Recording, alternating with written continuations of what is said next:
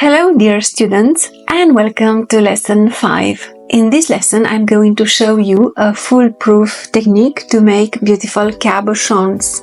The secret is to have pieces to mold, and in this tutorial I'm using a beautiful stone with an interesting shape, but if you don't have such stones or cabochons, you can still make your own cabochons using polymer clay. And once you have a size, shape, I don't know, a cabochon that you particularly like, you can use this technique to replicate that shape and that form, and use the mold to make more interesting cabochons. So let's dive in. This is the stone that I'm going to use to make the mold, and this is a stone with a particular shape and size that I like. So in order to be able to make a mold of this beautiful cabochon, I'm wrapping it in cling film. And you really have to do this because if not, the stone will stick to the polymer clay and it's going to be very difficult to take it off the mold without completely destroying it. So as you can see, I'm pressing the stone inside the polymer clay, and in the same time I'm using my fingers to press to push the polymer clay upwards. And then I'm just going to use a sharp rigid blade and remove the excess clay. I want to have the borders of the mold in line with the back of the cabochon. So what you can see is in fact the flat back of the cabochon, and the slightly curved part of the cabochon is pressed inside the mold. I will work a little bit more on the mold because I want to make sure that I will have a very good impression, and this is a mold that I'm going to use to make a lot of stones, so I really want to make a good one, and it's going to be a great tool for me in the future. If necessary, use your blade and remove the excess clay. So it is very important to take your time when you are molding elements, because once you have a very good mold, it will serve you well in the future. Let's say you are working once, but then you have endless possibilities to use your mold to make beautiful polymer clay pieces. And then when you are happy with the look of the mold, you'll have to gently and carefully remove it from the mold.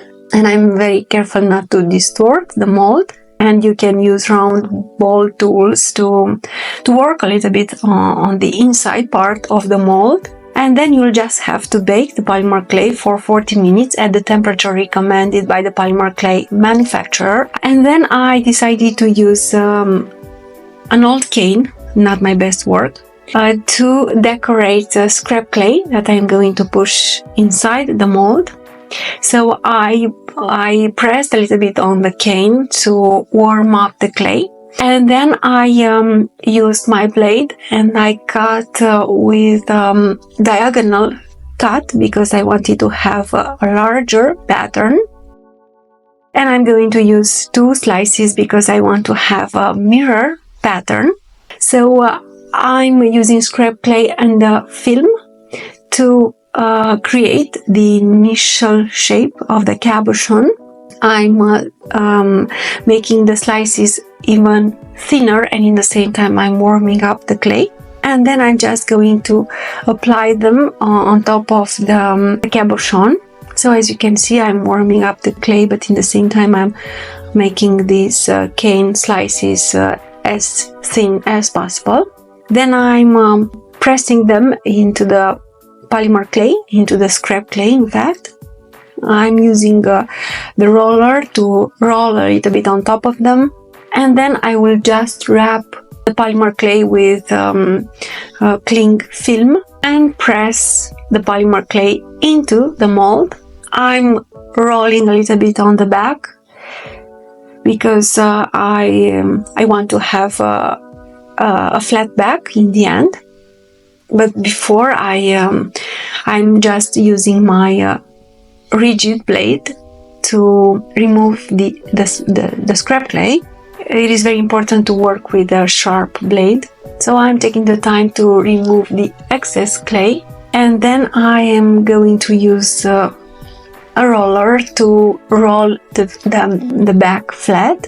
It is very important to have a nice back for your pieces. So you'll just have to use the roller and make, as I said, a flat back, and if necessary you can use again the rigid blade and remove all the excess clay. And then I will just carefully lift the cabochon. And of course, as always, I'm taking the time to work a little bit on the sides, and I prefer to take the time and work on the sides and make sure that I have nice edges for my pieces, because I want to reduce the standing part as much as possible. I decided to use alcohol ink pans to add a little bit of color, because I prefer colorful pieces. So I'm using pink. I am going to use another shade of pink and also some violet, and it looks better for me. I'm using my round ball tool to work a little bit on the cabochon, and you can see the two pieces, and we are using the same mold, but the result is totally different. This is the cabochon that I made with scrap clay and gold foil on top. This is the mold.